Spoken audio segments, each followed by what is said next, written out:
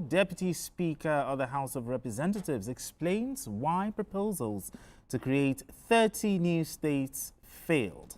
The Executive Director of Center for Public Accountability, Olufemi Lawson, will join us later for the discussion. I'll be hanging out with Babajide Kolade Utitoju and Adewale Adeboye. Journalist Hangout starts right now.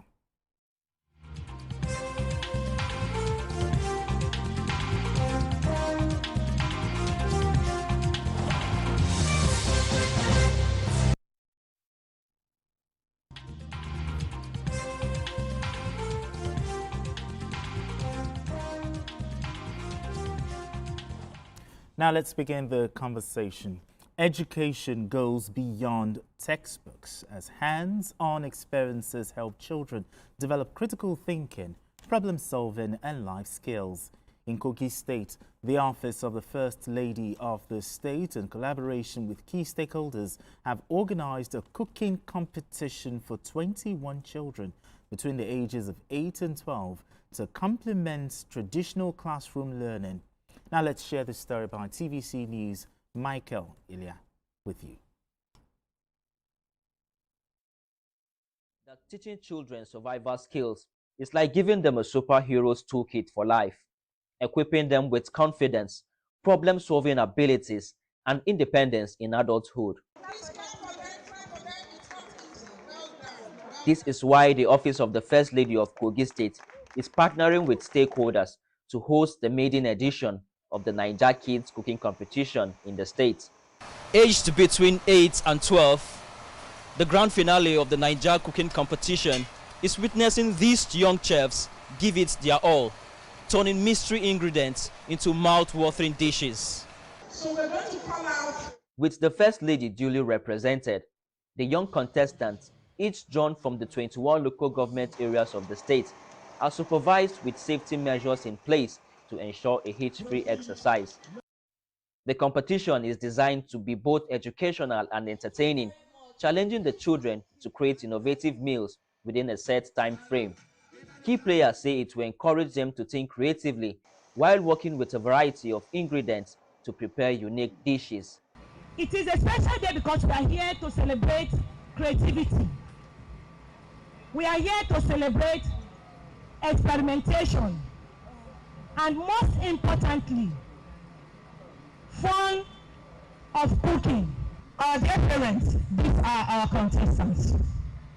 And surprisingly, we have boys among them. That's to show that not only girls or women or ladies that kitchen are made for. We have boys that can cook. The competition also tested their time management, hygiene practices, and ability to work under pressure. These essential skills help build their confidence and prepare them for real-world experiences.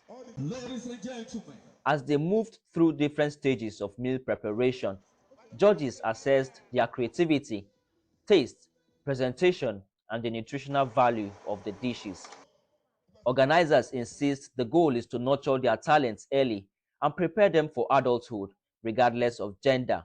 I truly appreciate children when they do exploit, like when they do something that ordinarily they wouldn't be able to do, or what ordinarily make them unique. And when it has to do with cooking, we all know that cooking we might think it's just food now. No, we want to see how in our own way we can change this narrative from calling these children Indomie generation, whereby it's only Indomie they know how to boil. I asked somebody if I know how to boil water. I'm calling for the support of the government and other individuals, the parents and our fellow co-guides to support us to embrace more children to learn how to cook. What is your name? The competition emphasizes the importance of proper nutrition and home-cooked meals, encouraging children to explore healthy eating habits as they gain confidence in the kitchen. While 8-year-old Testimony Niolua stunned the judges with her zeal and confidence, it was 11-year-old Olayemi David who emerged as the overall winner, taking home the grand prize of 200,000 naira. The second and third place winners also received cash prizes, with every participant recognized for their efforts, ensuring that their dedication was appreciated. Convicted and Commissioner for Justice. Beyond showcasing their culinary talent in the battle of flavors, organizers describe the effort as a recipe for personal growth, helping the children sharpen their creativity, discipline, and teamwork for a brighter future. They believe that initiatives like this should be sustained to empower more children in Kogi State and across Nigeria, fostering self-reliance from an early age. I believe that by next year we will have a lot of promoters, we will have a lot of sponsors, because now we have seen it. They have seen that you need to see where these children are doing wonders. It's a 3 days program. They had 2 days indoor practicals whereby they made pap, they made akara, they made mama. Imagine a child of 8 years tying mama. They did wonders. And then the second day we had where the children Ebira cook Igala food, Igala cook Yoruba food, and then it was an interswitch dishes they made. Parents and spectators expressed their excitement over the competition's impact, highlighting how such initiatives can inspire young minds to develop skills that will benefit them beyond the kitchen. I taught my son for the past 5 years now. Whenever I'm cooking in the kitchen, he will come and meet me and stand with me. And since then, he knows how to cook. Even when I'm not around, he will cook for me. I'm very happy today. He made me proud. The success of the maiden edition has raised conversations about expanding the program, ensuring that more children across the state get the opportunity to showcase their talents and learn essential life skills. Michael Ila, TVC News, Lokoja. Beautiful report from Michael Ilya. Children are the salt of the earth, and you see these children, doing exploits. What are your key takeaways here? Yeah, I'm really happy. I'm pleased that this sort of competition was organized for kids. Normally, you see different competitions organized for kids, but not cooking competition. A lot of the children do not know how to cook because their parents have house helps that help them do virtually everything. Some can't even lay their beds. They've never had to lay their beds because parents do so much for their children. Parents get house help who help their children with the house chores. But for someone to have taught about a competition, a cooking competition for kids between the ages of 8 and 12. I mean, it's really remarkable, and I wish I was there personally to even see those children, because it will really have excited me to see children that young cooking very well. And it's also pleasing to know that it was a boy that won the contest. Exactly. In this part of the world, we believe that cooking, or that the kitchen is the place for women. But growing up and watching Maggi cooking competition, I used to see men win that competition, many times. Sure. Because in terms of the organization, in terms of even your neatness, all of those things count in the end in determining who is the winner of the cooking competition. So, and look, many marriages have broken down in this country because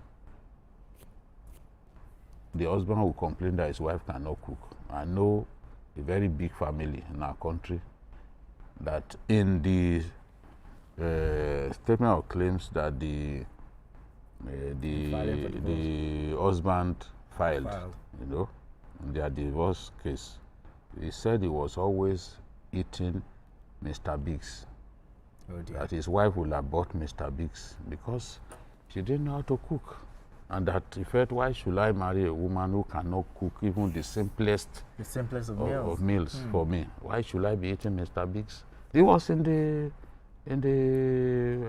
statement of claims, and it wasn't like someone told me. I read it, back then when I was a tabloid editor. So that came to my mind. I was telling myself, a woman properly brought up, a kid properly brought up by a no-nonsense woman would imbibe skills of different sorts, including cooking, because they always say that the best way to a man's heart is through his stomach. So a woman with tremendous cooking skills would invariably make her husband happy, and sometimes men even say, we have our issues, but she's such an incredible cook, I cannot leave her.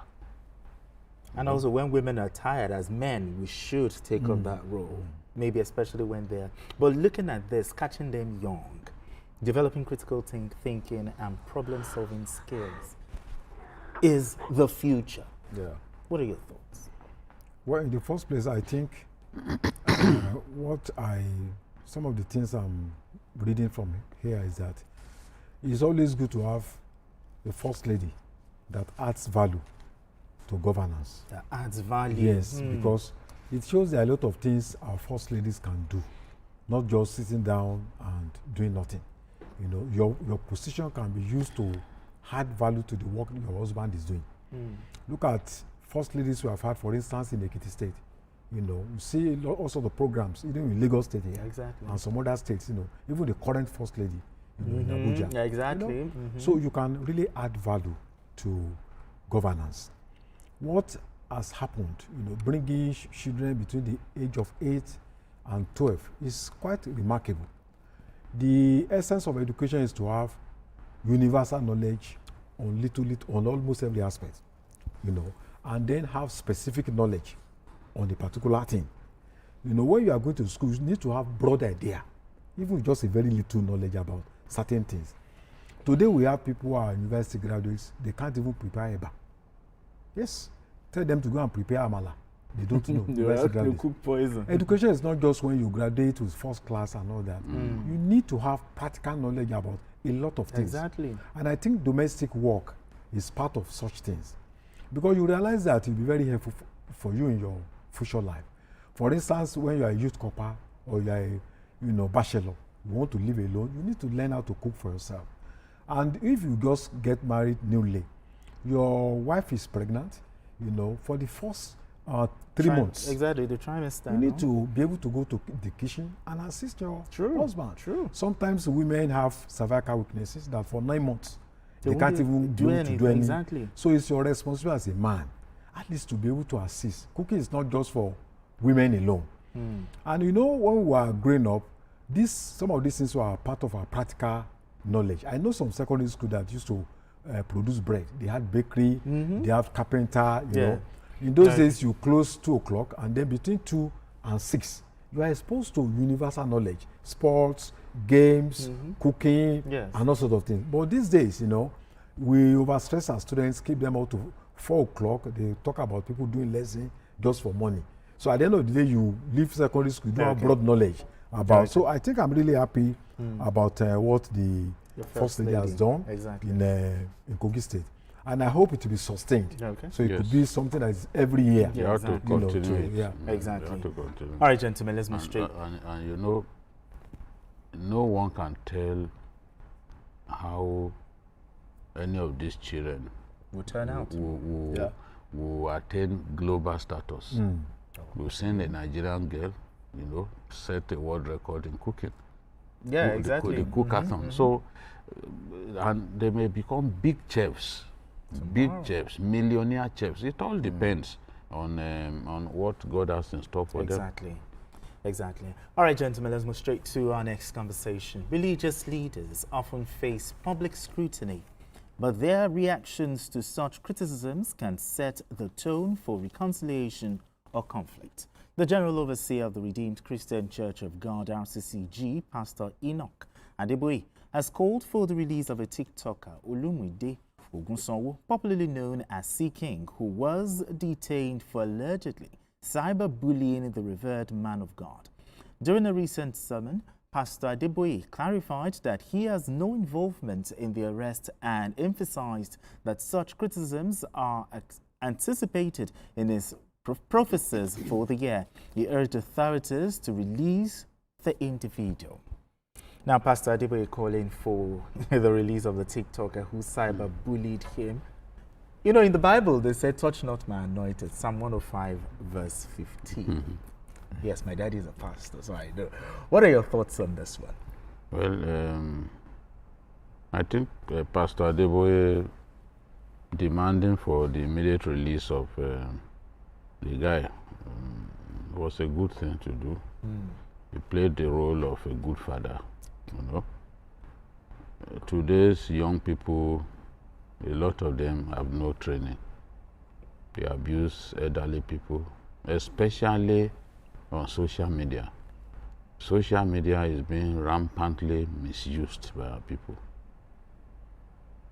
It's being rampantly misused. It's meant for people to connect and even bridge the distance gap between people across the world. But what do our people do? They just use social media to try to diminish people that they know that they cannot measure up to. You see a person not good enough to lace your boots, abusing you publicly, calling you all kinds of names, you know, and when some people see you, they can't even look. They can't, exactly. I've had examples like that. Even here. Really? As somebody who will come appear on our programs, our breakfast show, but he will go and be abusing me on social media. At the time when I was head of the channel. Okay. Yes. As head of channel, I will see people that come on our program, going on Facebook, just for the fact that I try to be objective as best as I can. Oh, they saw me as an enemy of APC. They will be abusing me. But when they see me physically, you see eyeball to eyeball, they can't even look at my face for a few seconds. They put their heads down. So what is the point? You also abuse people because you have political differences with them. You insult your elders. You disagree with people.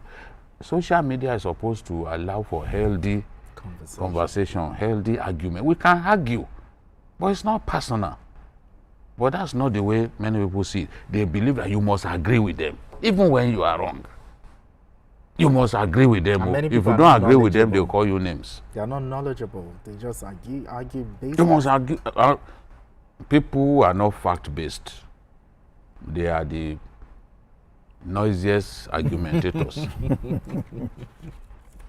Because they know that if they have to face you fact for fact, they don't stand a chance. Sure. So they would rather make the argument messy. And turn it to insult. Yes, and just they know that once they start abusing you, even body shaming people, you feel that this is not for me. Exactly. But Adeboye said people should fast for 100 days. It's not as if, for me, even when we are cracking jokes here on TVC, I tell some of the SMT members who are close to me that, look, I don't think 100 days, telling our wives to fast for 100 days is the ideal situation. I don't like to deceive myself. I don't like to deceive myself. Because, look, if in the course of the way we interpret the scripture is different. Sure. Some people will say, okay, during fasting they can minister to their wives. Well, it's not every wife that will agree to that. Exactly, true, true. To some wives, you must wait until the fasting is done. In this case, you must wait until April.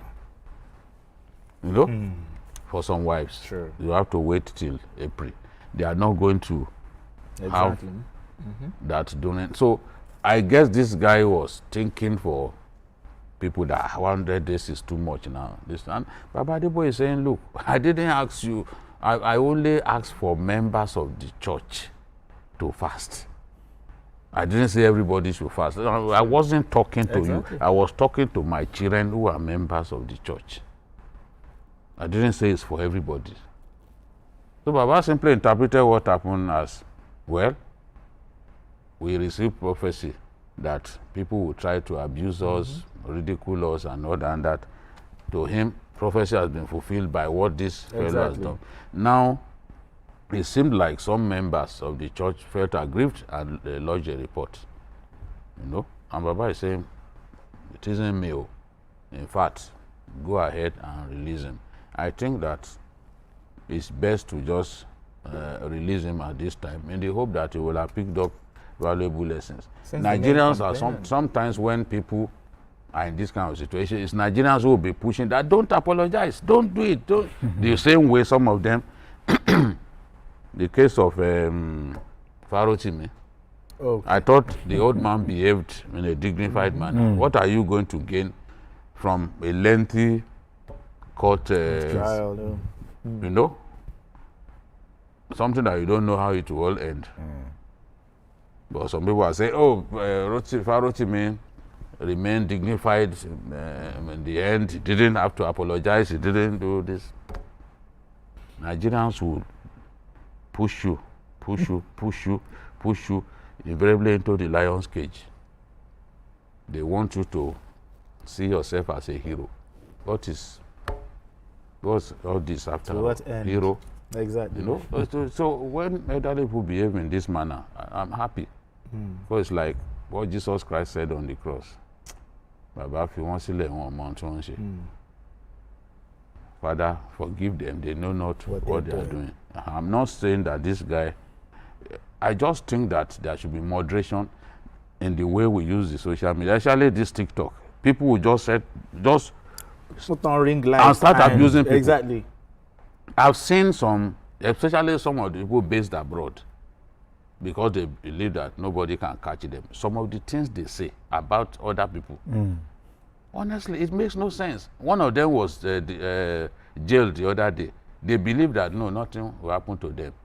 They can't say some of those things here in Nigeria.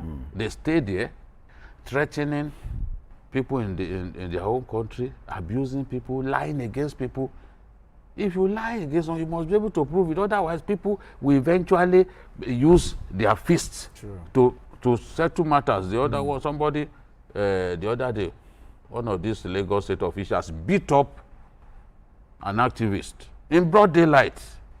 They were taking them to police station. He still beat him again because he knew that having lied against him, there is nothing that he can say that people will believe. Sure. The first set of people to read the story will have made up their minds that, oh, this guy was wrong. So he had to deal decisively with him. He punched him, got him bloodied. They were taking them to police station. He still beat him there. So this is it. I'm not saying that I can do that. But if people continue to abuse the social media, more and more people will resort to self-help. So this should serve as a lesson. Section 39, subsection of 19, talks about freedom of expression. Yeah. But there is a limit where Section 45 talks about. In your opinion, are Nigerians fully aware of the content of the Cybercrime Prohibition and Prevention Act of 2015? I believe a lot of Nigerians are aware, but a lot of people don't care. They don't care. They don't give respect to the law of the land. And the same thing we accuse our leaders of doing. That's the way some of us, that's the way many of us conduct ourselves. We just, feel, we act with impunity. Have no respect for culture, have no respect for values, have no respect for morality. I'm not a member of Redeem, but personally I have a lot of respect for Pastor Adeboye. And I think he's one of our outstanding icons, not just in the black race, but in this country. This is somebody who his church has presence in 197 countries all over the world. That is not a small feat. True. And then he has about 15 followers, 15 million to 20 million followers all over the world. In 2008, Newsweek listed him as one of the most influential, one of the 50 people, most influential people in the whole world. 50. Yeah, exactly. And he happens to be one of them. And I think years later, an influential magazine, African Now, something like, named him one of the 100 most influential Africans, people in Africa. So for such a person who is about 82 years old now, he has never served in any government, for him to run an institution, like Redeeming Church, and to establish it to be a kind of model all over the world. I've seen him holding meetings with presidents, prime ministers of great nations all over the world. Such a person deserves our respect. So, and I think that he said that people should fast for 100 days. There is a lot of good things about fasting. It's good for your health. Fasting does not mean abstinence from food. You can eat while fasting. You can drink water while fasting. It's also, apart from being good for your health, it's also a way of, re-energizing yourself spiritually. So, and for me, I don't think there's anything bad in that. In some countries, it's a state law. If you go to Saudi Arabia, for instance, the Ramadan. You have to observe it. So, there's nothing bad in fasting. This year, I fasted for 30 days on my own. Yes. So I think I'll try that. But because of our time, what he said, just in one minute, do you agree that social media should be regulated? It has to be regulated. There's no country that's not regulates social media. In US, you can't just write anything you like. So if you see what people are doing, people are promoting religious violence. People are promoting terrorism. They come against one religion, Islam, say all sorts of things about Islam, say all sorts of things about Christianity, say all sorts of things about traditional religion, instigating one ethnic group against the other. It's not good. And many of these people have followers. So if he used the word, he said what Baba said was stupid. I checked the meaning of stupid. It means that it's not intelligent. Somebody who had masters in PhD in hydro mathematics and then PhD in applied mathematics, say it's not intelligent. So that's ignorance. As if it's more It's intelligent. ignorance. Exactly. You are more intelligent than him. So we need to be cultured. We need to have respect for the dignity of the human person and respect for elders. It's one of the cardinal moral principles of we Africans. I agree with you. All right, let's move straight to our next conversation. The Niger State House of Assembly is worried over escalating bandit attacks in a Rafi local government area of the state. In a recent session, the lawmakers highlighted that in a month, 122 persons have been abducted and 2 others killed in the area. They called for immediate and decisive action such as collaboration with the Kaduna State government and increased security presence along major routes to address the deteriorating security situation. Bikio, the move by the Niger State House of Assembly to work with the executive of the state and other forms and to end and its neighboring states, is this move enough to stem the tide against banditry in the state? I think because what my big takeaway from their statement was the resolve to work with the Kaduna State government. Yes. Kaduna shares boundary with Niger State in the Briningwari area, and today Kaduna went into a deal with bandits, their representatives, and they stopped banditry across most of the frontline local governments.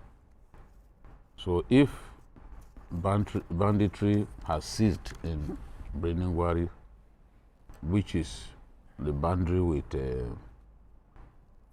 Niger State, in this Rafi local government, then Niger State has to look inward and see how it can solve that problem as well, because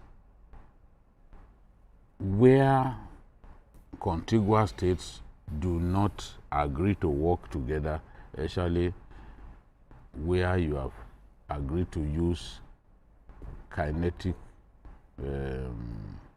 efforts to solve such a big problem, you will find that so-called repentant bandits will leave the state where they've received amnesty, where they've agreed that they will no longer be terrorizing people, and go to those states because they are contiguous. They move around easily, and these guys use bikes. The Honda bike cost in excess of 2 million naira. That's what, in fact, in Briningwari, when I went there to do a story, last month. What people were telling me was, look, once you see this bike, the person riding it is a bandit. Really? Yes, and I saw some of the bandits were running away when they saw us because they weren't sure that with the Presence kind of military cover that was given, that they were not coming to kill them. So in spite of the fact that peace was reigning, yes, many of them were taken to their heels. Many of them, once they sighted us, they were turning back into their forest. So the forest of Breningwari links Kaduna, Zamfara, okay, even Katsina. Those, they are able to move through From those one forests. to So again. those bandits have found a way to operate without let, and the rural communities are really at their mercy. You can imagine, a lot of these cases don't get reported. So if they are saying 122 people were kidnapped, and that's one local government. This Rafi local government is at the border with Kaduna State, and that was where students were kidnapped the other day. okay, That was where Quranic pupils were kidnapped and taken all the way to Zamfara State. That's what usually happens. Zamfara is the headquarters of banditry. When people are kidnapped in Katsina, as it happened a couple of years back when students of science secondary school were kidnapped, they took them all the way to Safe local government in Zamfara. When the Kuriga students, the Kaduna students, those boys, those kids from Kaduna were kidnapped, it was also in Zamfara that they took them to. The ones who were kidnapped in Kogi, what was it called? The Kustek, Confluence University. okay. They were taking them to Zamfara before they were surrounded. Exactly, before police. And they couldn't proceed. They killed some of the students, and invariably they were released because the NSA had to use another bandit to track them. You know, so I believe that Niger State has to sit with the NSA, sit with the Kaduna State governor. What has worked in Kaduna should be able to work in Niger as well. If they don't solve that problem, then it's like we are wasting time. And from history, when Katsina State gave amnesty to bandits, some of them went to Zamfara and continued to operate there because there was no the amnesty was not implemented in Zamfara. And even Kaduna. So this is the problem. They've got to find a way, especially in that local government. Of course, that's not the local government where banditry is common. Shiroro in Niger State banditry is common. Rijau, that shares border with the Zuru area of Kebbi State. Rijau local government. This is also rampant in that place. Even some parts now of what's this local government? Where former Minister of Works comes from. Kontagora. Even some parts of Kontagora too. There are at least 8 local governments in Niger State where bandits are running rampant. Yes. And there is a need to do something about it. Okay, there's a need to do something. Just recently, the president gave marching orders to the military that end banditry and other forms of criminality. Are you convinced that the military at this time, they have what it takes to wipe them out completely? The military has more than what it takes. Then why are we still having them? Well, when a problem is entrenched, it's not what you can just resolve in one day. When President Trump came, he said he was going to resolve the crisis between Ukraine and Russia. But you see what is going on now. It's not always, this thing started in 2009, and they have been able to gain strongholds. Okay. They have made a lot of, so it's not going to be easy. But I think, personally, from my own observation, I think we have made speedy progress in the past 2 years. If you look at the number of people being kidnapped, if you look at the onslaught on key terrorists, people like Bello Toji and all of them, to the extent that many of their commanders have been eliminated.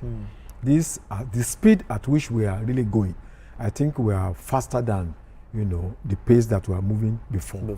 And I think we need to commend the NSA for its proactiveness and using its background, in intelligence to add up to dealing with these fundamental problems. Okay. One thing we should know about Niger State is that it is of strategic importance to the terrorists for so many reasons, for 5 main reasons. The first one is that Niger State is the hub of a lot of strategic national assets. We have the Shiroro Dam, we have the Kanji Dam, we have the New Zungeri Dam, all in Niger State. Okay. And the impact they have on our power sector and all that. Then the other one is land. Niger State is the biggest in landmass all over the country. Niger State is about 6,000 square kilometers, far more than the entire southeast put together, including Cross Rivers. That is the biggest, 22,000 plus square kilometers. So they need a huge area to operate. The other one is the enormous mineral resources in Niger State: gold, tin, iron ore. So the terrorists are targeting this area. Then the Niger River, which flows through 9 countries, beginning from the Guinea Island, is a place that they feel they can use to import arms through small vessels, all the way from, and it causes 9 countries, including Niger, Burkina Faso, Mali, where terrorist organizations are entrenched. Then we also have the fact that Niger State is also a place that is, is adjacent to so many like Abuja. It's very close to Abuja, close to Kaduna, close to Kogi State. So it's more or less like the heart of Nigeria. So, and opening up as tributaries to the Niger Delta may also give them access to oil resources in those areas. So I believe this is one of the reasons why they are focusing on Niger State. I believe the government understands this challenge and the need for to double their efforts, in tackling terrorists in Niger State. I believe the Nigerian army is more than capable, not just the army alone, a combination of the security agencies. And I believe we are making progress, but it's not something that you can just emulate, within the shortest time. Terrorism is not an easy thing to eliminate in just one night. Biko, do you agree with him? The Nigerian military have what it takes to wipe them out, or do you think they need outside help? No, you don't need foreign boots on ground in our country to defeat banditry. In any case, it shouldn't even be the responsibility of the army to tackle banditry. That's the responsibility of the police. It is threat to the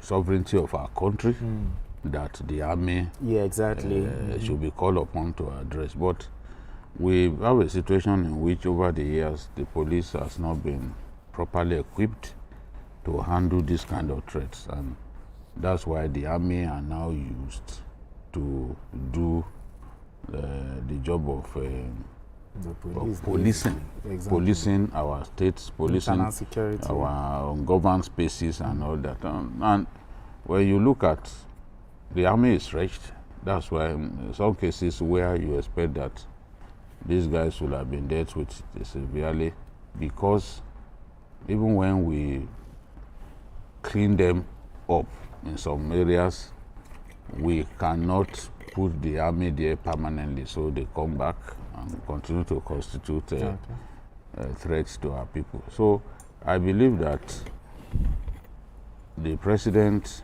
is doing the right thing by setting aside good money in the current budget to the armed forces, so they will be able to, in my view, get the equipment that they need. If you look at the Air Force now, they've never been this equipped in the history of the Air Force. This is a glorious era for the Nigerian Air Force in terms of some of the area platforms that are coming in and those still being expected.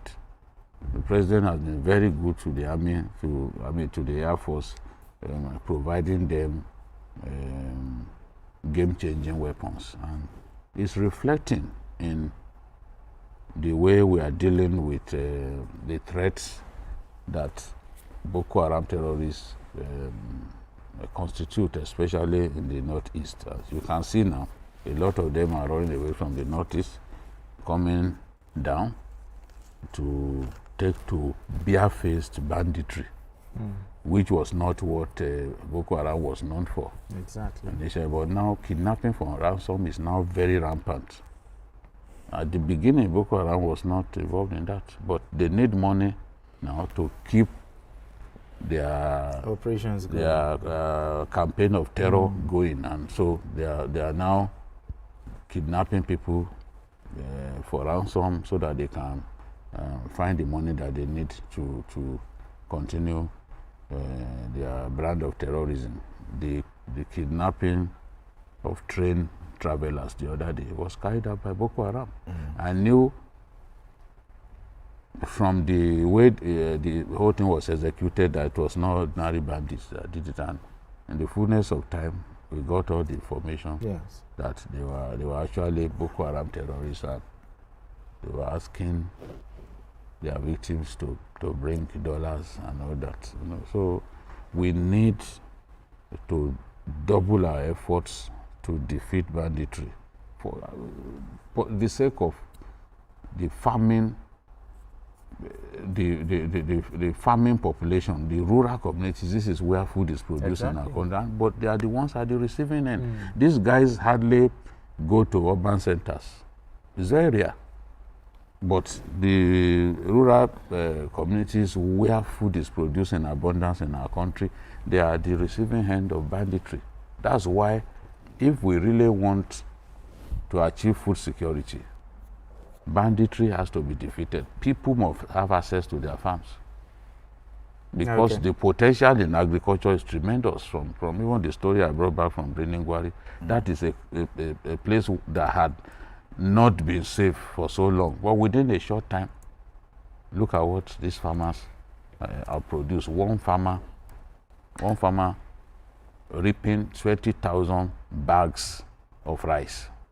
Oh, okay, your reports in there. Yes, exactly. 20,000, but it's not, they are the ones who are sending people to Mecca, going to Mecca. Rice, more than millets, 80% of the people going to Mecca from Kaduna, they are farmers. They are the ones who can do it. He was telling me, sir, but I'm not alone, we are many. There are so many of them like that. Go to Jere, the Saminaka area of Kaduna, they grow maize in tremendous quantity. We have the potential. If security improves, you will see that it will reflect in food supply. Yeah, exactly. Because these good for nothing people, they break the supply chain by the kind of criminal activities that they break the food supply chain, and we must respond appropriately. Exactly. My own feeling is just the same way the Emir of Zaria, Emir of Zawzaw, suggested. We must do kinetic and non-kinetic simultaneously. The ones who do not want to agree to lay down their arms, let the military serve them justice. It's as simple as that. I will not say, no, don't do this one, don't do this one. Both should go very pursuit. All right, then let's move straight to our next conversation. The Alau Dam is a major facility located in the northeast part of Borno State. Last year, the dam suffered severe damage, leading to a devastating flood that displaced communities and killed many residents. In response to this, President Bola Tinubu has approved 80 billion naira for the immediate reconstruction of the dam. The governor of the state, Professor Babagana Zulum, who expressed his gratitude to the president, noted that reconstruction of the dam will forestall further disasters and boost economic activities in the state. Yes, Adeboye, NIMET has predicted heavy rains. They even call it rain bombs this year. The president now has approved 80 billion naira for this project. It is coming in at the right time. Don't you agree? Yeah. I think it's a timely intervention, necessary intervention, and that direct disbursement saves the government and the people of Borno State the unnecessary bottlenecks usually associated with such progress coming directly from the. If you remember what the experience we had, I think that was September 10, 2024, when the dam, collapsed. It led to the displacement of about 420,000 people. Yes. Many farms were flooded, and I think close to about 150 people died. So our prayer is that this kind of thing should not happen again. That dam is an old dam, which could not meet up with the current challenges. It was built between 84 and 1986 to provide water and then irrigation. But because of the water from Lake Chad, there is always the chances that the water will flow and to be beyond the capacity of the dam. Okay. So when this happens, the excess water is released to the public, which usually have a devastating effect. Exactly. So I'm happy about what the federal government has done. And you remember, you see what the way the government responded. It says an uplifting news. It's quite consoling. And I think now they have enough time, at least about a window of about 7 months, to use this money to do the necessary things. And I'm also happy that this money is going to a government that has proven to be quite efficient, to be quite driven by the interests of the people, to be compassionate. And I have no doubt in my mind that the government will make judicious use of the funds that has been released. Okay. Now, BKO, let's talk about the time frame for the conclusion of this project, because they predicted that there will be heavy rains this year. Will this project be completed before the rains begin? No, the project has a tenure of 24 months, but they hope to complete the first phase within 7 months. Okay. By December, the desilting, they are confident that they will have finished the desilting and proper work can commence. Because this is a dam that had been neglected for years, badly managed, and what happened? We had actually been warned. If we were proactive, that flooding would not have happened. It was avoidable. Because the spillway of the dam had been eroded consistently over the years, leading to the dam itself that was meant to help control flooding, leading to the dam itself now being the source of flooding. Now, with what the people of Borno State experienced, I am not surprised that the president has taken this step, because reconstruction is what this dam needs, not some half-hearted measures to address the problem. The dam has to be reconstructed, and you can see how much the president has set aside for that, and the governor of Borno State is very excited.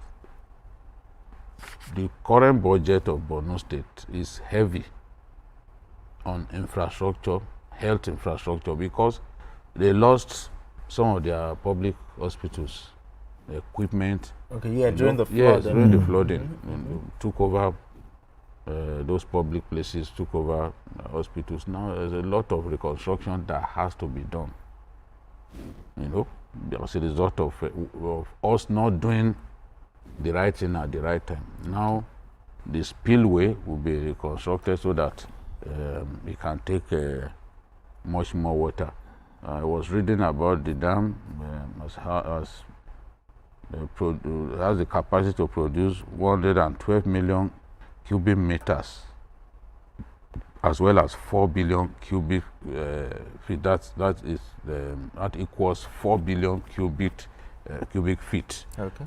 So it had been useful in terms of fishing and irrigation and even supply of water for domestic use over the years. But it's an old dam that had not been properly maintained over the years, and we had that problem. So it's a big relief to the governor of Borno State. I just hope that the right things will be done, the contractors will be properly mobilized, okay, and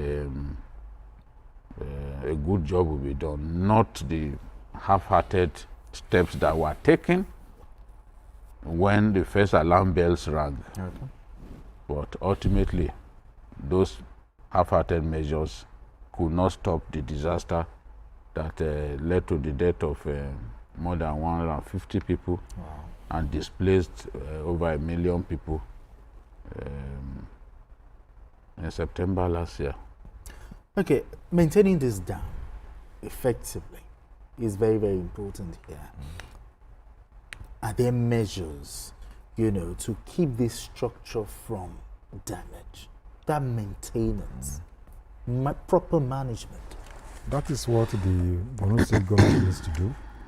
And I also believe that apart from that, the federal government also should monitor the progress being made, at the site, okay, to ensure that quality work that meets global standard, is the hallmark of this new intervention.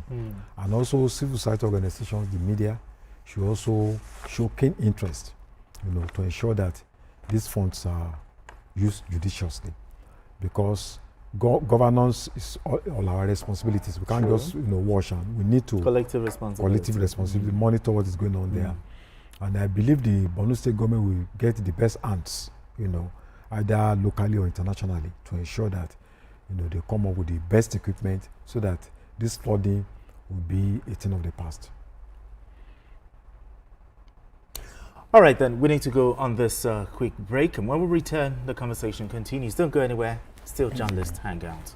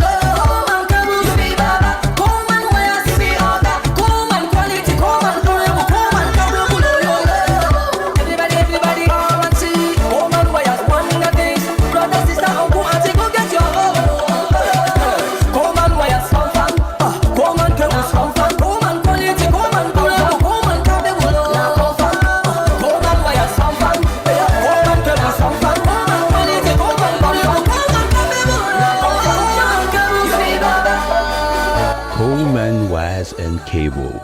Great quality, now with the new look.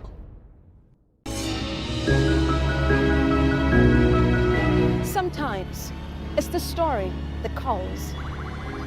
At other times, the people just want to be heard. School, I need students, but I need teacher. Can't continue like this. Their voices re-echoing through time itself. We haven't done anything. If the tide is high, everybody run for safety. Their tears leave a sweet, sour taste for all their demands. A familiar call beckoning for change. In our world, no one expects a disaster to happen. But when it does, we'll be there to x-ray all sides, from the east to the west, north and south. Community Forum will examine the oddities and challenges to economic development, as well as issues yearning for government intervention. Watch fresh episodes of Community Forum on Sundays by 9:30 p.m. only on TVC News.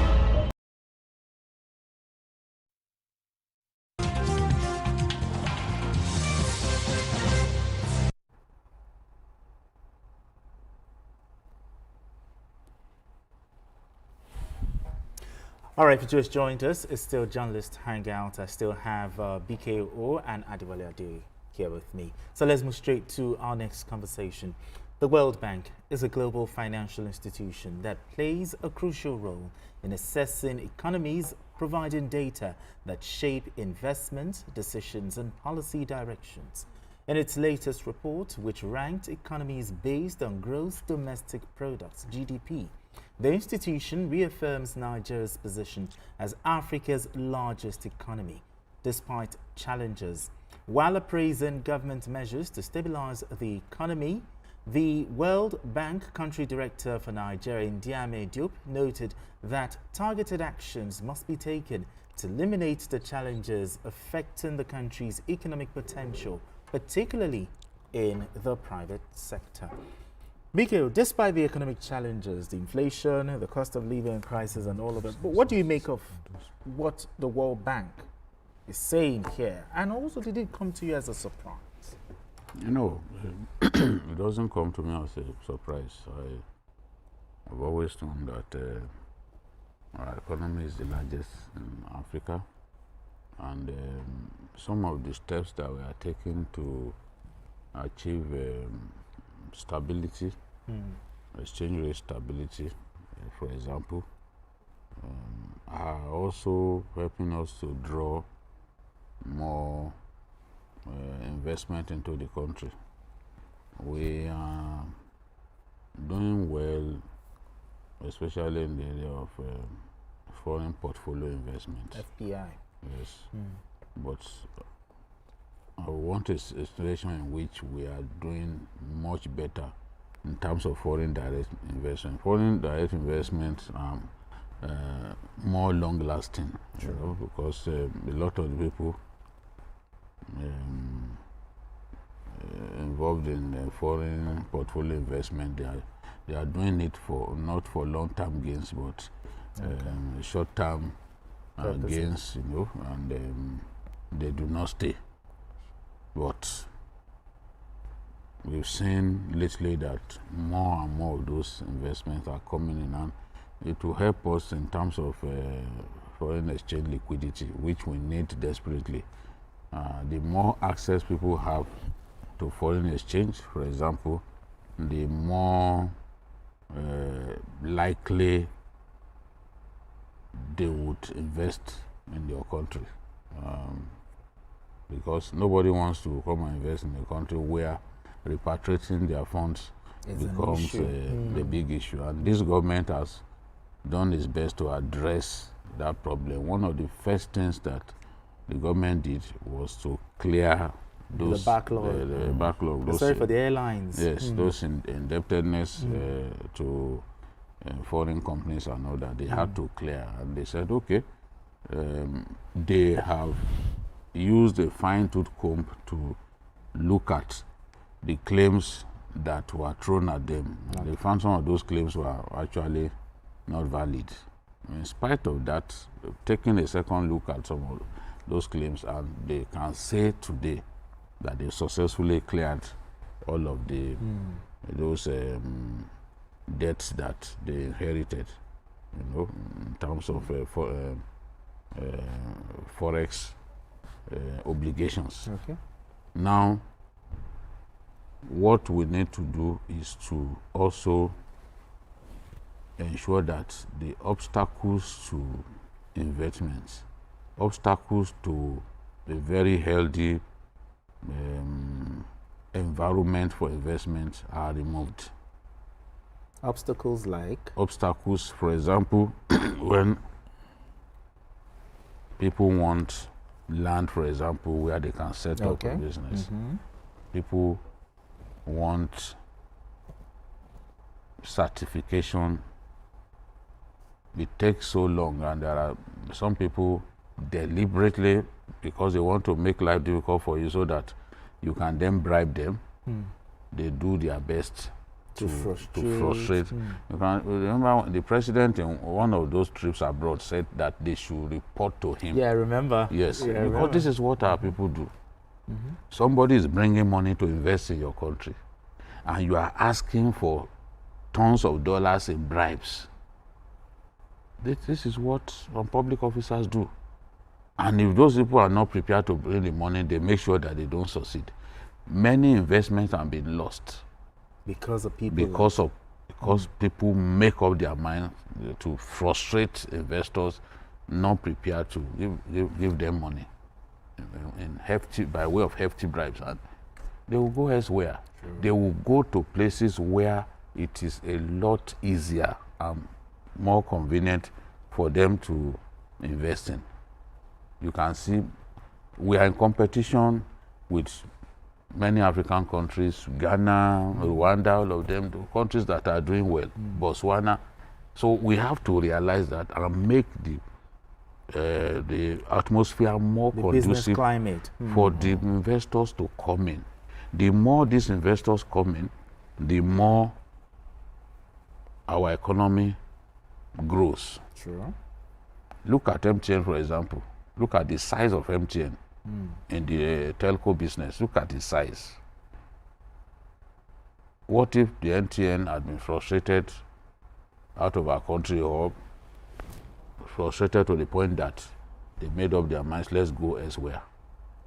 The kind of money they even pay in form of taxation is huge. It helps when you have investment like this, because even your own, apart from the employment that they generate, exactly, technology and knowledge transfer also happens. Your own people will be put in position to even be leaders in some of those companies, because it's not possible to just bring a company and all of the management staff are foreigners. No. So it opens doors of opportunities for our own people to thrive. I would like to see a lot more investment, especially in agriculture.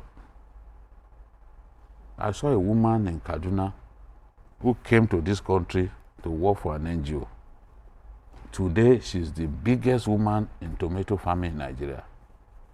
And also, she's also into production of concentrates, what we used to call toma pep in those days, paste, you know. So, the conditions have to improve for our economy to keep growing. Agriculture contributes a significant chunk into our GDP. It employs far more people than any other sector. And the opportunities in agriculture are limitless. So if we will focus a lot more on agriculture, we will achieve our aim of diversification of our economy. And our economy will expand. So I see opportunities here and there that our government needs to tap into so that we can maintain this leadership role. But leadership status. As the World Bank has observed, in the area of foreign direct investment, we need to do our best to attract more of such investment, so that countries like South Africa, Indonesia, you know, there are third world countries like us, they are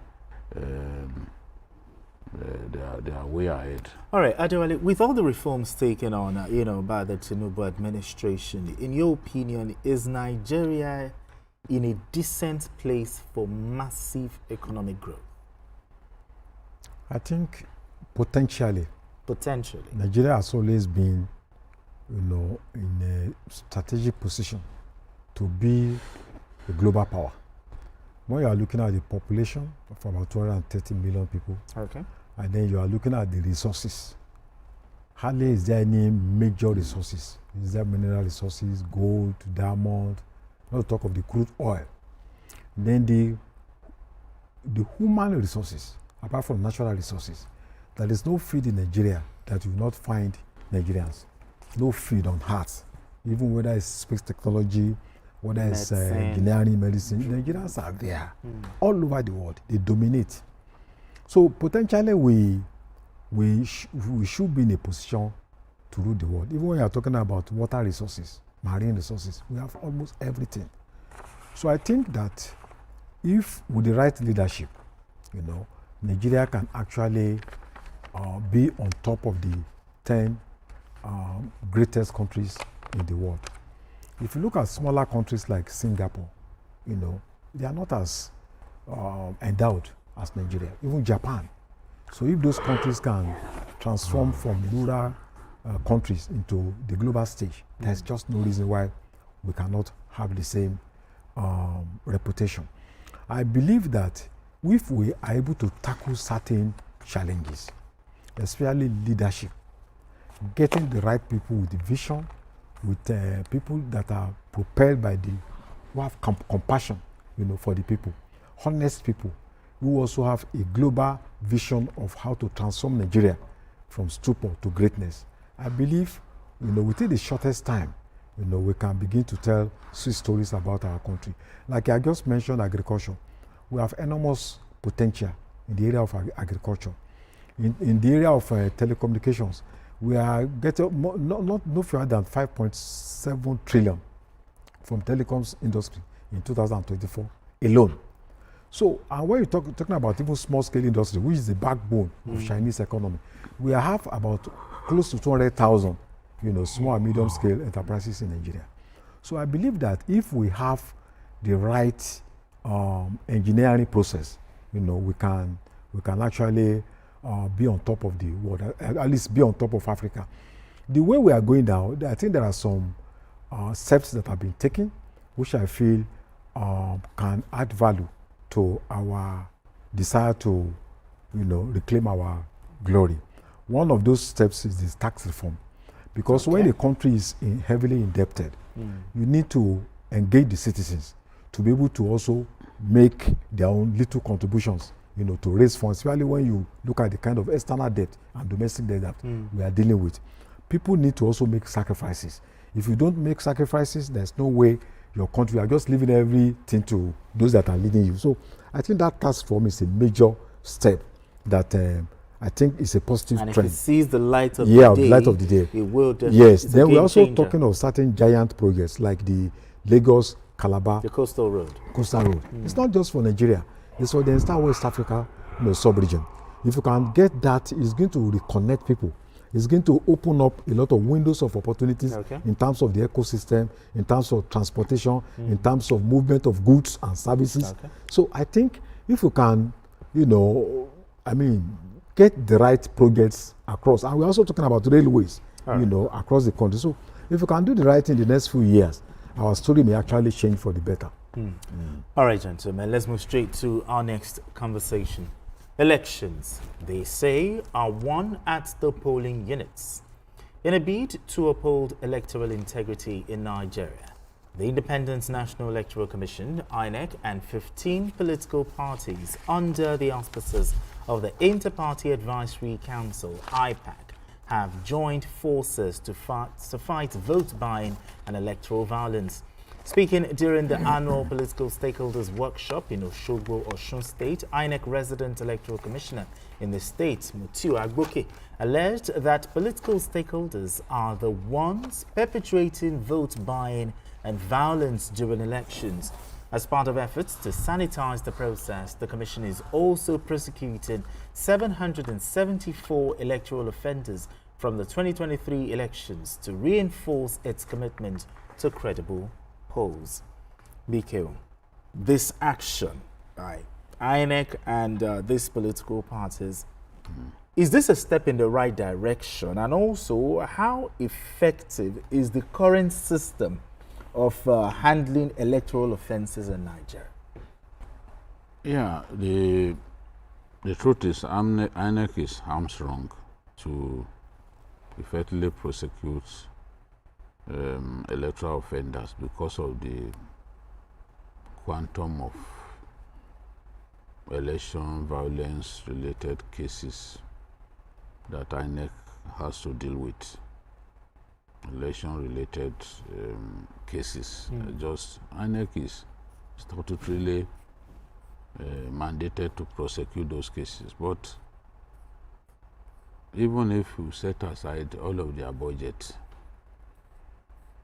for prosecution of electoral offenders, INEC will not be able to find money to do other things because so many people get arrested on election day for vote buying, for electoral violence is ballot box snatching is no longer common. At least ballot box snatching with the desire to rig an election is no longer common, because people know that they won't be able to do ballot stuffing that they usually do. Yeah. Voter cards are serialized, so you will not be able to use ballot materials that you snatched from a polling center at another polling center. In the past, it was easy. They would snatch ballot materials here, voter cards, voter card. They will snatch it and take it to somewhere else where they were weak, and then do ballot stuffing. It was possible to do that when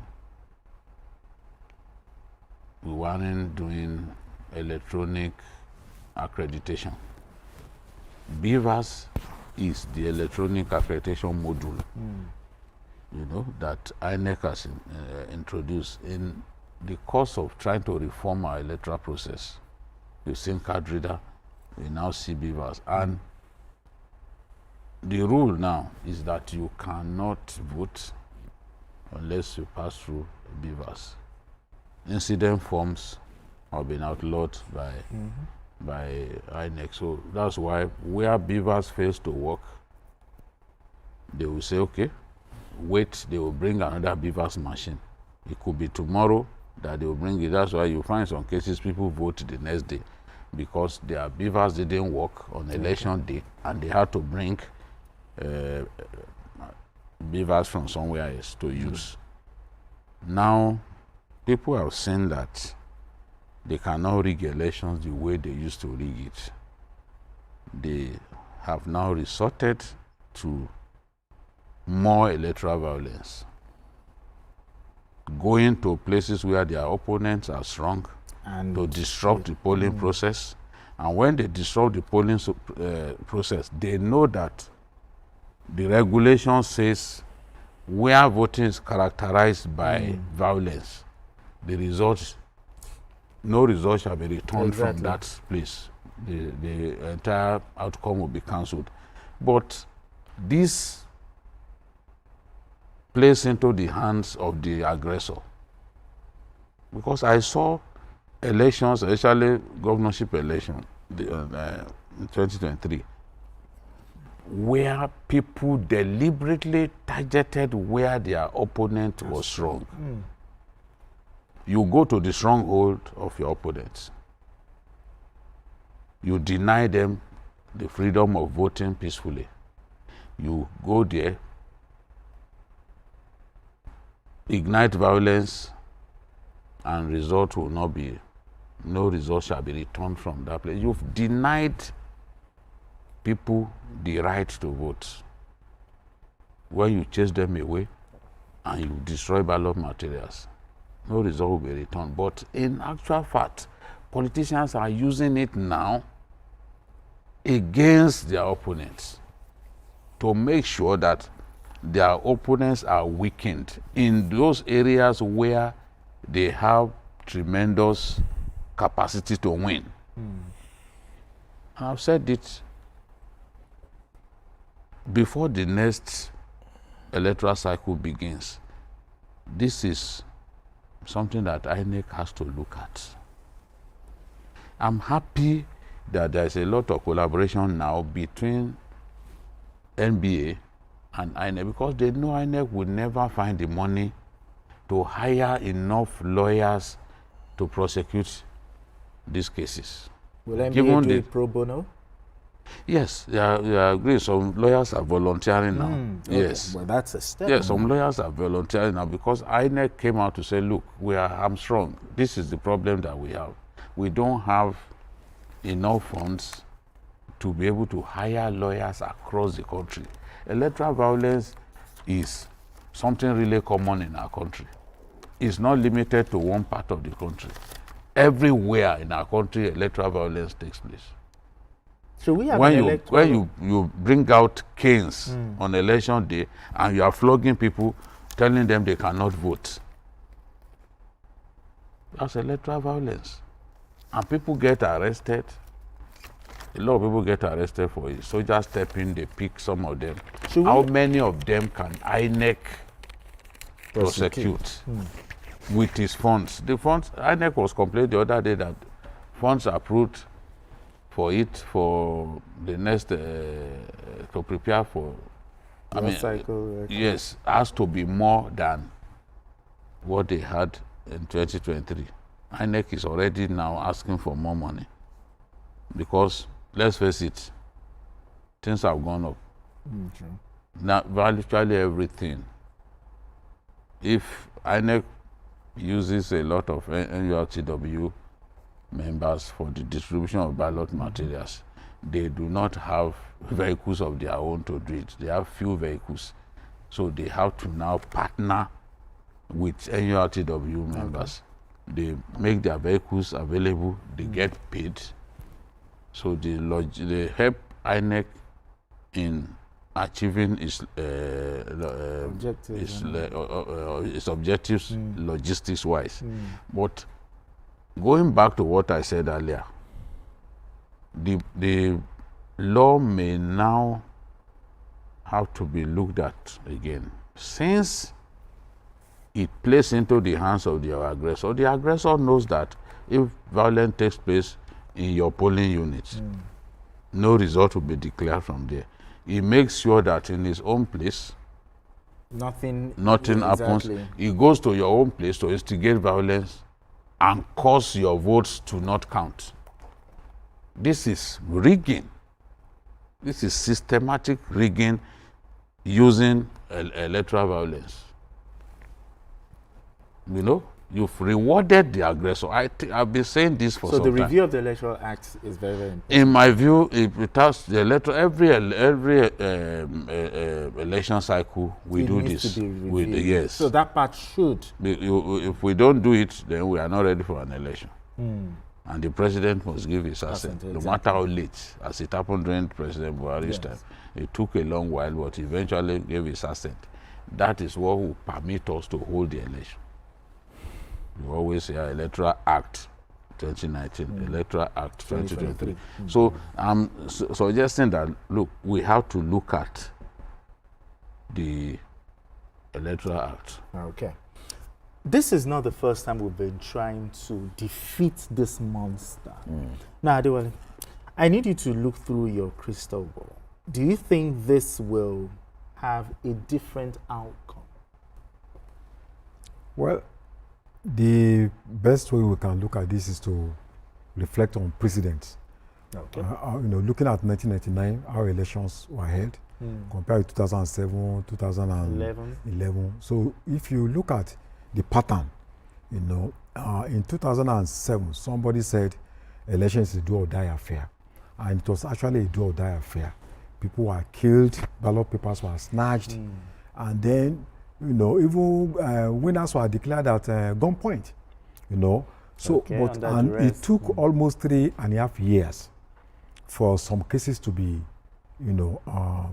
to get to the final jurisdiction, So if you look at what has happened since 1999, I think we are making progress. That progress may be very slow, but I don't think we are moving backwards. So I believe we can look at the progress we have made all these past years. It shows that there is a glimmer of hope, that we can still do better. And I think when we are talking about vote buying, it's a major problem that is confronting our country. It diminishes the value of democracy, it encourages corruption, it diminishes the quality of leadership, and it also makes it very difficult for people. People lose their legitimacy to even hold those they have elected accountable. If you have taken 5,000 naira to go and cast your vote for a particular politician, on what basis can you now go to him and say, look, I want to know how you have spent public funds? When poverty is in the mix. We always use excuse of poverty and all that, but it's not a justification. There is no society that will say, oh, people will go and steal because they are poor. Because there are laws. I think it's a combination of elements of greed. You know, We and call it also, greed. yeah, because there are people who are also civil servants who earn salaries. They collect money when it's time for them to vote. It has become a pattern. It has become an institutionalized thing that I believe that it's not just about people being poor. There are rich people that you still give them money. Are you telling me there are no rich men that they go and give them 15 bags of rice? Even traditional rulers, they go and give them 10 million. They are not poor. It's greed. And because there are no effective sanctions, that's why, you know. And the other aspect we need to look at is the INEC chairman is talking about having electoral offences tribunal. Exactly. You know, election offences tribunal. And I think it makes sense. You know, recently someone was convicted in Akwa Ibom, you know, an electoral officer. But it took 6 years, since 2019 or thereabout. So if you have election tribunal, I think it will be faster to get people arrested and then take them to court and then you prosecute them. Do you think we have funds for that? I thought the police should be able to do that. That one will be cheaper to... It will be cheaper. It will be cheaper because you are going to decongest the courts.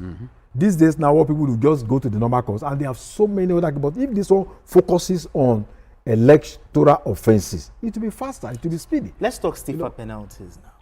Should stiffer penalties be brought in here, and also the sponsors of those people who perpetrate this electoral violence should be joined to it? Some of the things we have not done. For instance, if you contest for an election, and after going to court, it was found that you rigged that election, you should be banned from contesting election probably in the next 10-15 years.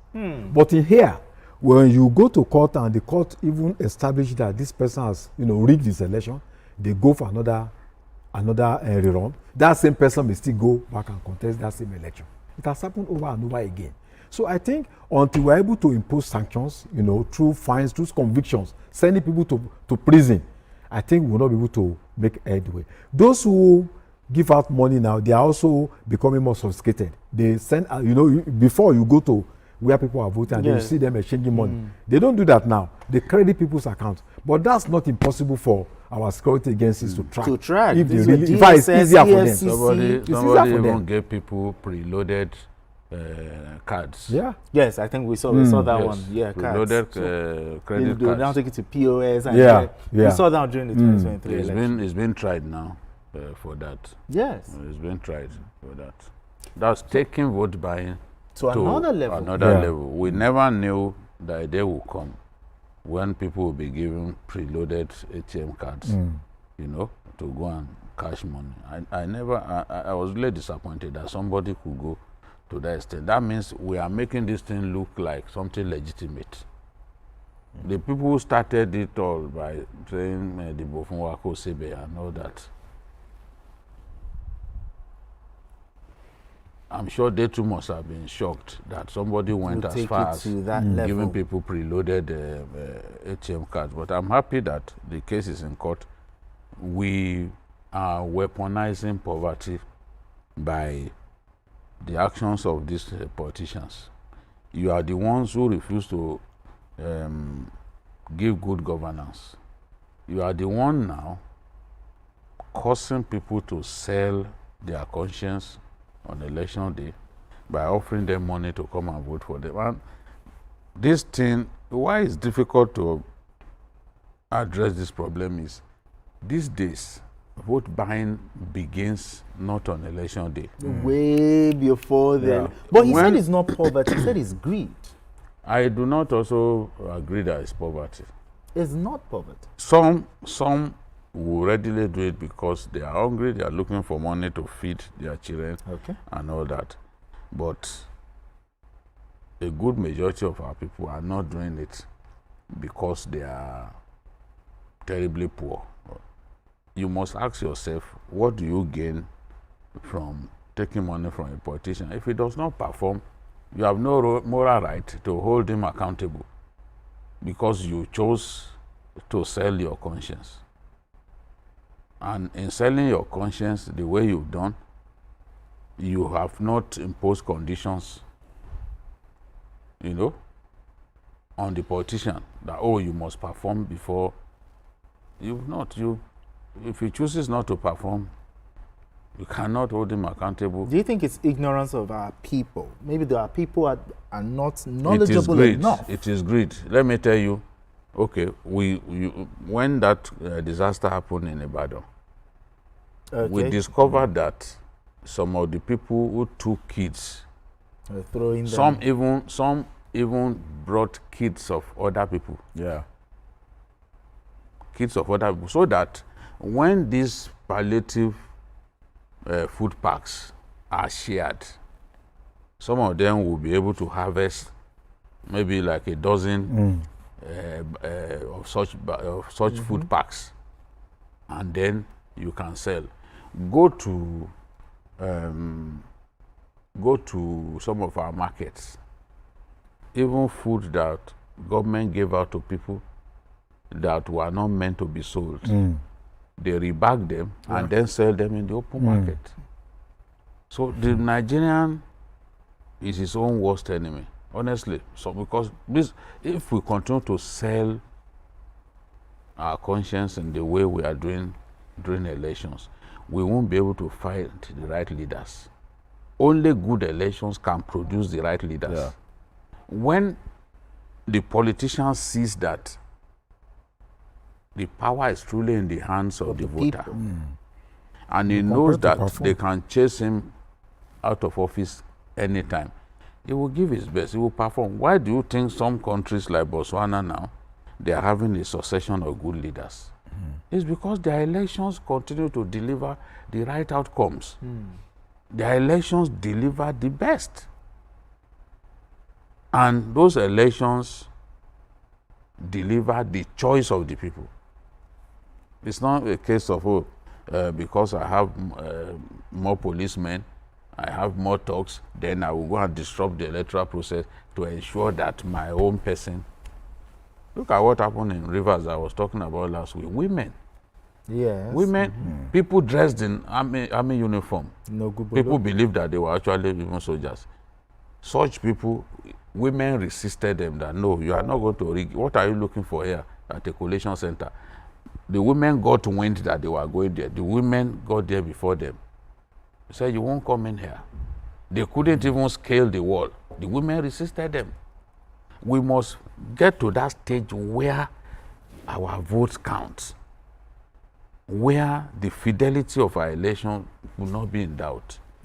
Honestly, it is only when we have free, fair, credible elections, electoral integrity, that is when we will have good leaders. Leaders who will put the nation first. But if somebody believes that whatever you do, I will win an election in spite of you, how do you think that person will work for the people? You can be because he will argue with you that you didn't put him there, you didn't put him in office. So this, whether through vote buying or this vote buying, I don't know how we can defeat it, because it is the biggest problem now. It's so bad that when election is about some the highest politicians are they don't even want to campaign any longer. They just warehouse funds and wait for the time of the election. So they don't even bother themselves going to people to tell them this is what I want to do. So it's that bad. You just keep money, okay, I just keep millions, billions, maybe a week to the election, then I go and give it to people. I learned that one governor boasted that he already has the money that he will spend for the 2027 election. A governor? Yes. He said he has enough months for the election. He's been preparing. To him, that is good preparation. But it makes no sense. It makes no sense. Absolutely. So that money is from public purse. Exactly. Yes. It's from public. The money meant for education, for roads. Good roads and everything. Now, they inflate their security votes because they know nobody audits the security votes. So from there, they can take as much as they like for other things. They want to give their girlfriends money, it is from the same security. So if the government now wants to make that change, is it through the EFCC, the DSS, the Central, in curtailing this matter? Just in 1 minute. This electoral when it comes to vote buying. Or it's something that can be... Honestly, I'm confused. It can be solved. I swear to God, if I say I have an answer to it, I'm deceiving myself. Okay. Because I've seen security people on election day. Are the ones even doing this? They are the ones funneling the money to... So what are we saying then? And you know, these days, you can't... People will say, take their money, don't vote for them. It's not easy. By the way the electoral cubicles are designed, they are not high. People can see who you are voting for. They are not fools. When they give you that money, somebody is spying on you. I thought it's secret ballot system. I thought No, you not to really make it secret that nobody. With the connivance of the security forces, they can monitor. They can monitor who you are. Yes, because somebody just walks behind you. Okay. He wants to see who you are voting. It's not going to simply give you money and walk away. People think it's that easy. No, they are also monitoring you. There was an election, I think Osun election, the rerun. They even brought out guns and made people to jump over guns. They give you money, but you must swear. You must swear. Some, they gave them concussion to drink. See the level to which we pushed ourselves. All right. So the belief is if you take this money, you don't vote for me, Ogun will kill you because you jumped over a damn gun. It needs the vision of just one man. Yeah, exactly. Good leader to change this, absolutely. problem. All right, gentlemen, let's move straight to our final conversation. Nigeria's 1999 constitution, as amended, outlines stringent procedures for state creation, which includes two-thirds majority approval from the Senate, House of Representatives, state houses of assembly, and local governments. The Deputy Speaker of the House of Representatives, Benjamin Kalu, has clarified that none of the 30 proposals for creation of new states met these constitutional requirements. Kalu emphasized that the National Assembly has not taken a position on the state creation and urged applicants to comply with the constitutional procedures outlined in Section 8, subsections 1 to 3 of the Constitutions. Applications have been given until the 5th of March. Applicants have been given until the 5th of March to address the differences in their submissions. Now, joining us for more of the discussion. But before we go on to that, let's begin this conversation this way. Bikio, the proposal to create more states on the floor of the House, was received with shock by many Nigerians. But first of all, what was wrong with the proposal? Was it the timing? And also, is the intention behind it not genuine enough? I don't know how the proposal to create 30 more states can be sensible. Because what these people don't realize is every time you create new states, you are creating states that cannot stand on their own. Okay. Today, a good number of the Nigerian states can't stand on their own. They can't provide potable water for their people. They cannot provide good schools. You see some schools in some states, there are no windows. Students sit on the bare floor to receive instruction in class. They can't equip laboratories in those schools.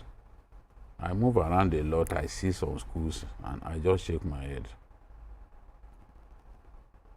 They cannot keep their states clean because refuse management, waste management is extremely capital intensive.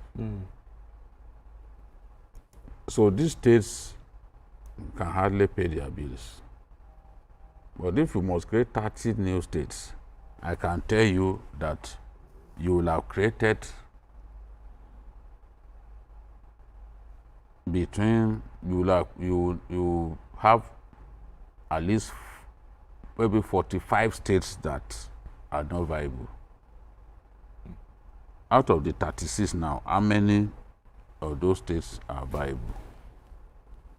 And when I'm talking about viable, states that can do big portfolio projects without the cost to the center. Yes, it is the allocation from FAC belongs to everybody. Okay. The distributable revenue from the center by our constitution belongs to all the federating units. I agree. But it takes more than that. Lagos State has been able to do big projects without relying on FAC. If they were to rely on FAC, they won't be anywhere near where they are today. And that's how it should be with other Nigerian states. They should be able to look within, see what they can do, generate revenue internally that they can use to do big projects. Projects that are meaningful, projects that are game-changing in nature. But many of them can't even pay salaries. President Buhari had to bring out money. A state like Kogi got 50 billion. Bailout funds? Yes. They were the highest in the country. Because they were not even paying teacher salaries. A state like Osun, I think, was around 36 billion. They were the second highest. If Mr. President could not stand, President Buhari could not stand the fact that some states were owing salaries up to 7 months, and he felt he needed to do something. He came up with that. If the states were viable, would they be needing that kind of bailout fund? Now we want to create 30 more. I mean, I've never seen something more ridiculous than this, honestly. 30 new states. In other words, the reason behind the intention is not genuine enough to. No, I don't see any sense. It does not make sense. In creating 30 more states. I don't even see any sense in creating 5. But some have argued that, it brings governance to the people, closer to the people. What do you have to say to that? How close are some of the states that we have now, that were created at that time with that desire in mind? How close have they brought governance closer to the people? To the grassroots? People, governors who don't sit in their states, they sit in Abuja.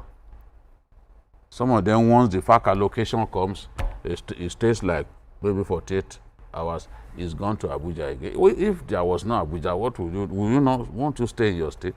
I don't understand. Now even Abuja, they are trying to create a state out of Abuja, as tiny as Abuja is. You need to see some of the states that they are talking about. People think that we can solve the problem of the ethnic chauvinism, the imbalances, that we can address it by creating more states. No, we can't. Well, is it the timing or the intention is not just for me, we should first of all get something clear. Okay. The National Assembly has by constitutional right to create states. It's there in the Constitution. That means the owners of the Constitution envision a situation where there may be need for the creation of states. The unfortunate thing is that since independence, there has never been any state created by an act of parliament, except the military fiat. By military fiat, except in 1963 when Midwest was created. But then the states created by the military, they didn't even pass through constitutional processes. That means in terms of inclusiveness, engaging people, talking to them to know where they live, and that has caused a lot of problems, a lot of infighting all over the country. And in fact, the necessary Midwest state that was created was to spite the action group, to spite Awolowo. They wanted to reduce his spheres of influence. So what we are seeing now is that people are talking about state creation for political interest. There are people who want to be senators, people who want to be governors, people who want to, for their own interest to create. So it's not about the benefits of the people, it's the benefits of the my own area. Nobody has come to my community to come and tell me, okay, want to create. What is your own opinion? So I think we should talk about constitutional reform, not about. Look, this is the constitution of the U.S. You see how small it is. So we don't need big, voluminous constitution. Look at how small it has. It has stood the test of times over 200 years. We need a new constitution that will address fundamental problems, but not not necessarily create a new state. I don't think that is what we need now. Yeah. All right, let's move straight to our Zoom conversation. Joining us for more discussion on this issue is the Executive Director of the Center for Public Accountability, Olufemi Lawson. Thank you so much for joining us, Olufemi. Thank you for having me, Brian. Thank you. So let's begin this way. Let's find out from him if a state has been carved out of his state now. The proposal has been democratized to my state, Ondo, but I think the proponent of these 31 new states have practically reduced the business of state creation to, maybe they think it's about constituency projects, like they take roads, primary school boreholes to their various constituencies, because beyond the fact that some of these proposals are influenced by members who are currently serving in the National Assembly, there has been no consultation whatsoever, even by the people who are agitating for the creation of more states within their regions.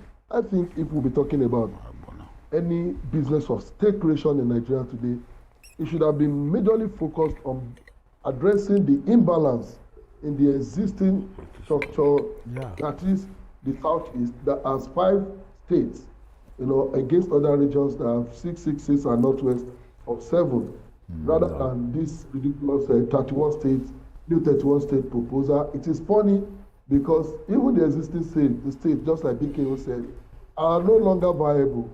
States are not productive. States are relying majorly on the on the FAC allocation every 30 days for survival, and we are talking of, in some cases, there have been proposals to split some existing states into 3, because people just think, for political convenience, they can bring this as a constituency project as an achievement, to their states. It is ridiculous to be mad saying it, that we are thinking that Nigeria can become a 77 state in a nation where it is struggling to survive as a nation. All right, Olufemi, there are those who argue, and just like I asked my analysts here, they said having more states will ensure that governance gets closer to the people. Is this argument valid enough? Because you're talking about creation of more states, efficient local government. Is this argument valid enough, or is just plain nonsense?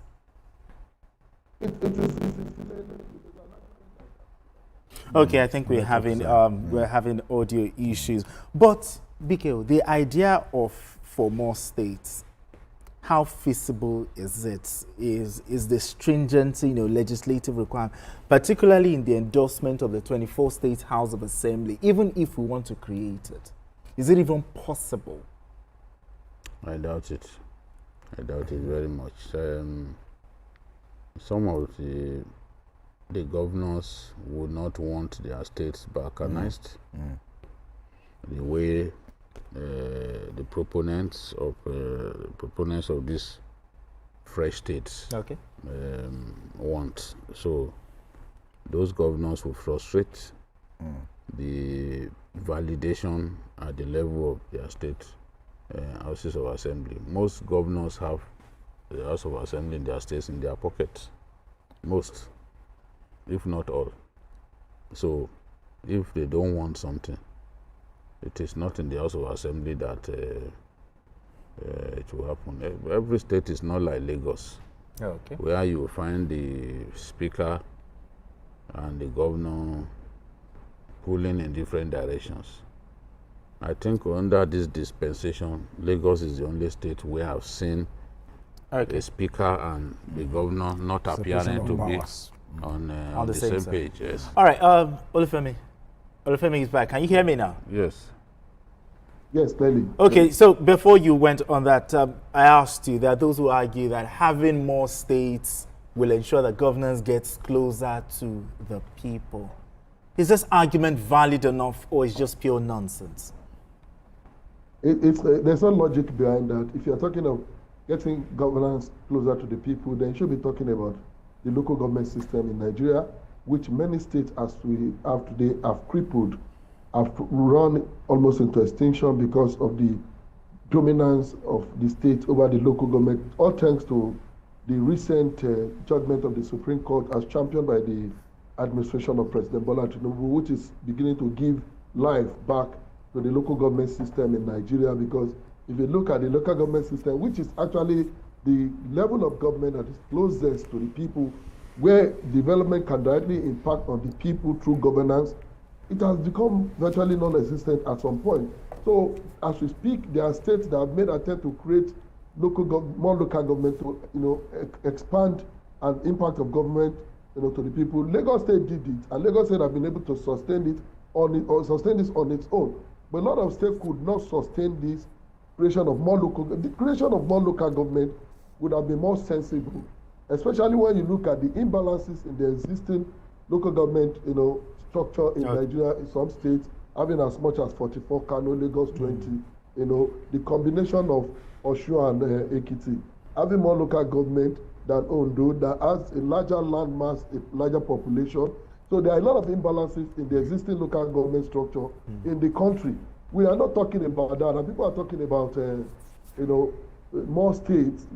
So the logic of taking governance closer to the people, to me, is not applicable in the sense of creating more states. Rather, if there are genuine reasons to put governance closer to our people, it should be by empowering our local government, and if possible, address the imbalances in the number of local government that are already existing in the country.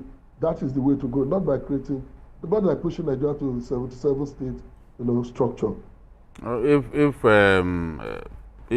the U.S.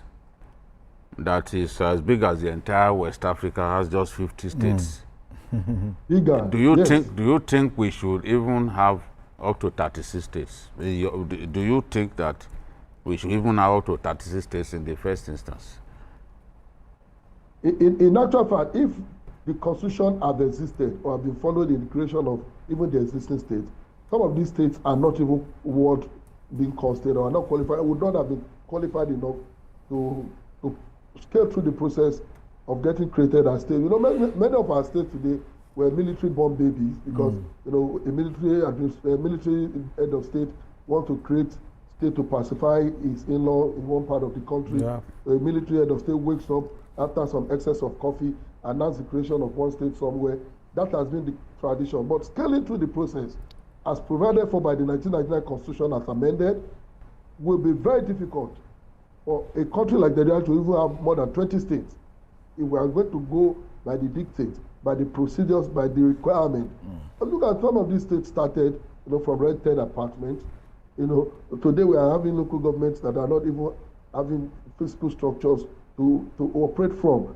So if the United States, just like you said, as large as it is, could have 50 states and have stayed on 50 states all over the decades, what is pushing a country that is not even the size of Texas, to be agitating for a 76 state structure? I think it is unnecessary. It should not even be on the table for discussion.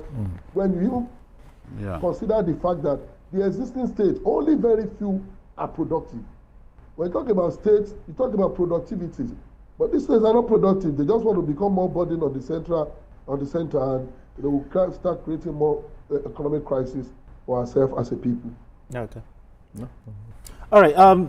Instead of splitting the country into smaller components, let's look at federalism, true federalism here. How do we improve our federal system where every inch of the country feels the warmth of governance? The best way to do this is not in the amount of allocations that are distributed from the central, because a lot of time people agitate because they feel they are not being carried along enough from the central. A lot of our agitations are usually about marginalization from Abuja, marginalization from the... Why, in the real sense, it is the not productivity of our states that have... For instance, BKO mentioned Kogi having to be bailed out with the sum of 50 billion naira by the President Buhari administration. For God's sake, is there any reason why Kogi State should be poor to the extent of relying on bailout from federal government, to pay salaries? A state that owes Ajaokuta Steel Company, a state that has not less than 11 established mineral resources under its soil. Today, the gold exploited in Zamfara is enough to fund some very critical infrastructure even for us as a whole nation. As we speak in Osun State, miners are illegally dominating communities, mining gold. Virtually every part of this country, in the national state today, lithium is being exported and the whole of the whole world is moving towards electric vehicles. These resources are under our soil, and because our states are not productive, we rely so much on that. So in the sense, moving towards true federalism, I think the existing state structures should be demanding for true federalism in the area of resource control, to the extent that Abuja will rely on our states, even for survival, rather than our states relying on Abuja. Our states have become so complacent to the extent that even the states are not willing to be productive on their own. In only very few states today can say without allocation from Abuja we can survive, we can pay salaries, we can develop infrastructures. Only very few states. A lot of our states have become puppet.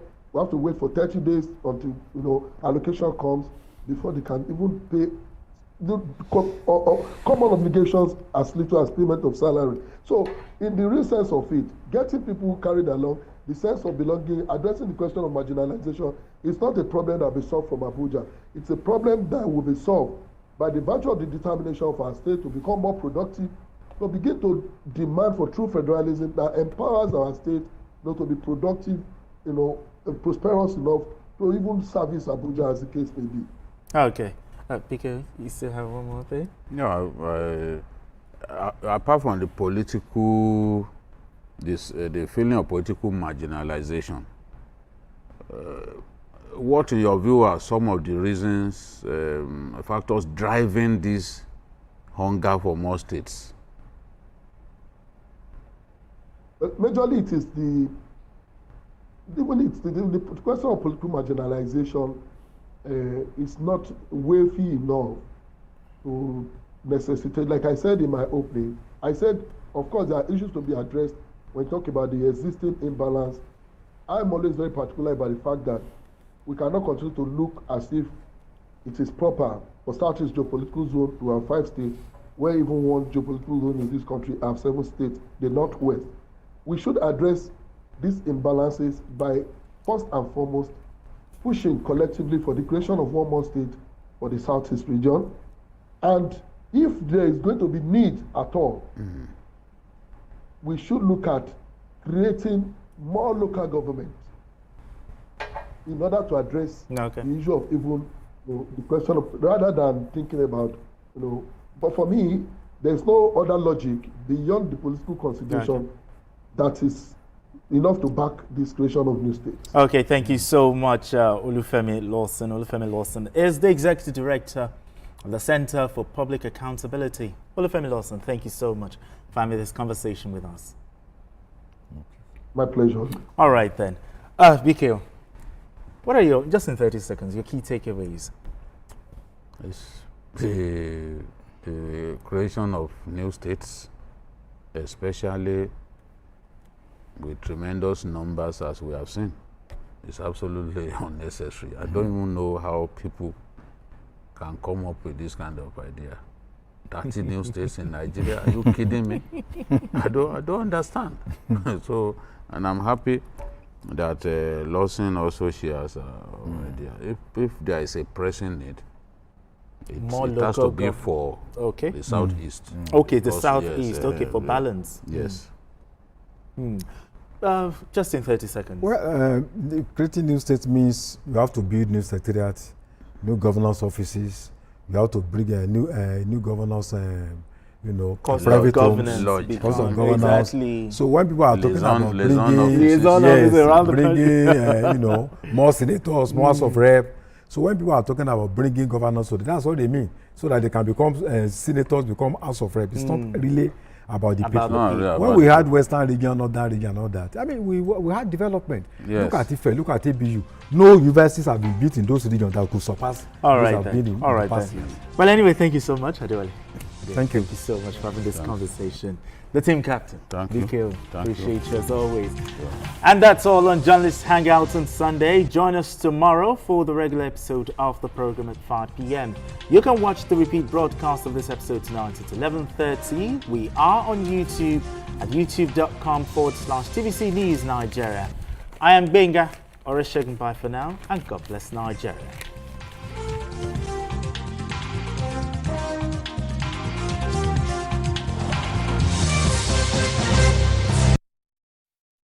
The energy is good.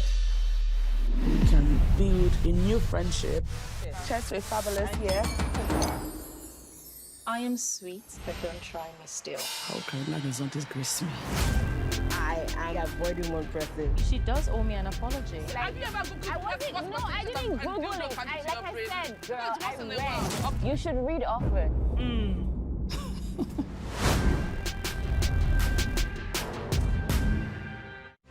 Olishlasla Mandela was born into the Madiba clan on 18th July 1918. He got involved in politics in 1942 as he helped to form ANC Youth League. He was married to Evelyn Mays and they had 4 children. Mandela was arrested in a countrywide police swoop on 5th December 1956, which led to the 1956 treason trial. Before the end of the treason trial, he wrote to Prime Minister for vote to include a national convention on a non-racial constitution, and failure to